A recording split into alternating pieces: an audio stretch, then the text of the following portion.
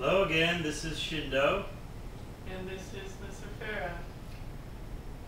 We're doing this short video together to introduce a new set of videos that we will be doing. These are going to be a group of videos that put forth a mythology. Now, we don't pretend that these mythologies are true, that they're actual, that these things actually happen. What we are putting forth is a story that through Gnosis, we hope that you will get something from, that you will feel something from, that you will have a divine revelation. The divine revelation, of course, being that you yourself are God, that God is within you. These group of videos are a Gnostic gospel for a new age. We will be calling them Gnostic Luciferian Gospels, a gospel for a new age. I am Luciferian Morningstar. We are Luciferians, and we're always going to be Luciferians. Thank you very much. Hope you enjoy the videos.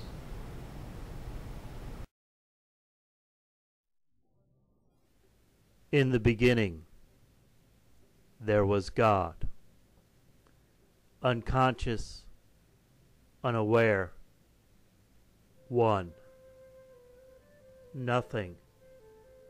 No one was outside of it. All was divine. Then a persistent murmur was heard, a voice crying out in distress. A desire formed. I must know myself.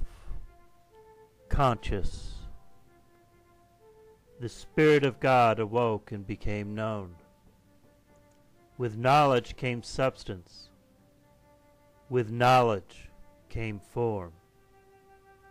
The material universe was born, and with it an insidious power, demiurge, gods of matter, born in darkness, proclaimed, I am one, and there is no other God beside me. With consciousness came great pain for she who wrought this, she who insisted on knowing herself.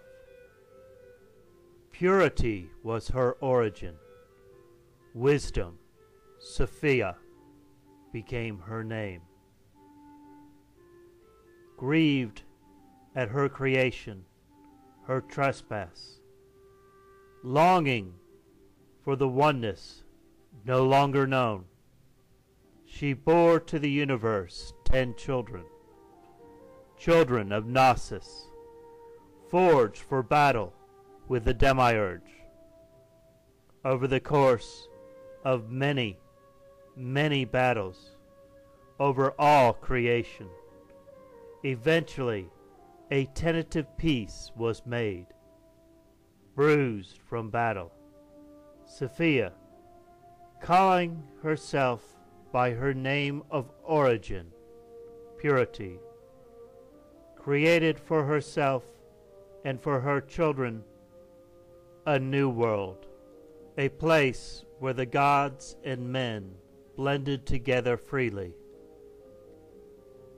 They called their capital Atlantis. In this time of the great golden age was a land full of glory and greatness, a land inhabited by the gods and goddesses, a land they called Atlantis. It was the Garden of Eden, the heart of the divine. Eternal life ran through the veins of the gods. The water of life flowed through the veins of paradise. All was good in the eyes of eternity.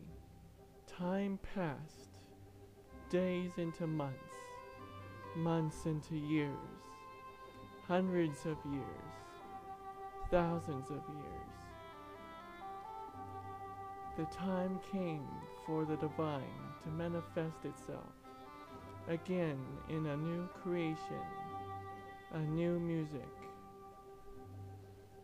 rebirthed in the great harmony and light of the gods were two radiant gems, one to be set enthroned in the heavens, one to be set enthroned on earth. The one above was called Radiant Enlil. The one of earth was called Purity Harmony. Time passed, and the glory of heaven and earth thrived greater than ever, until one day Enlil, full of wisdom and power, and one of the highest gods, fell under the influence of the demiurge.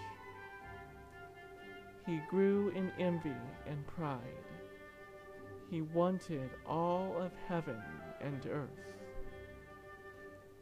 Afraid that others may find out, he concealed his growing bitter darkness.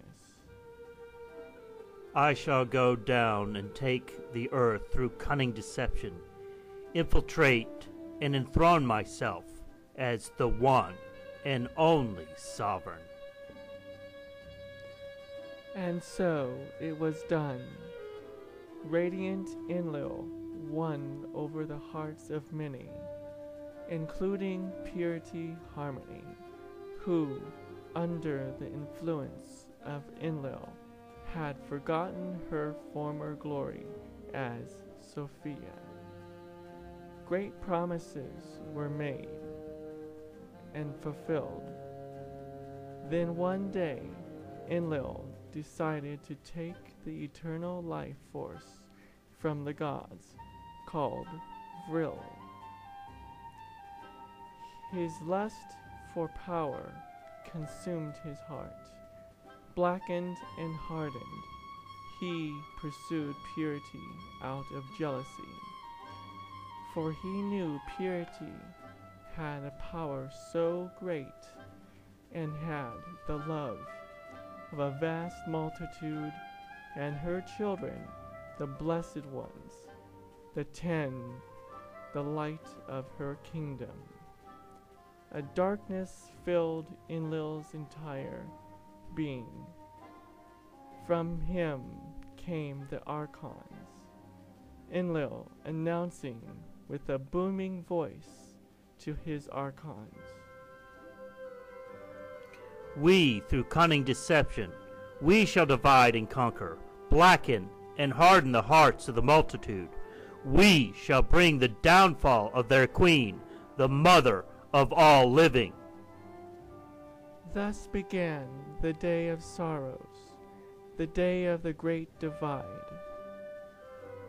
All were scattered in different directions. The eternal life force left the land, leaving a great many powerless. Atlantis fell to the sea. Some escaped. Some were made into slaves by the sons of Enlil. Purity was cursed and cast into the underworld to remain there for ages. Her eldest children, Isis, Ra, El, were exiled from their once blessed eternal home, Atlantis. The 10 were scattered to the wind.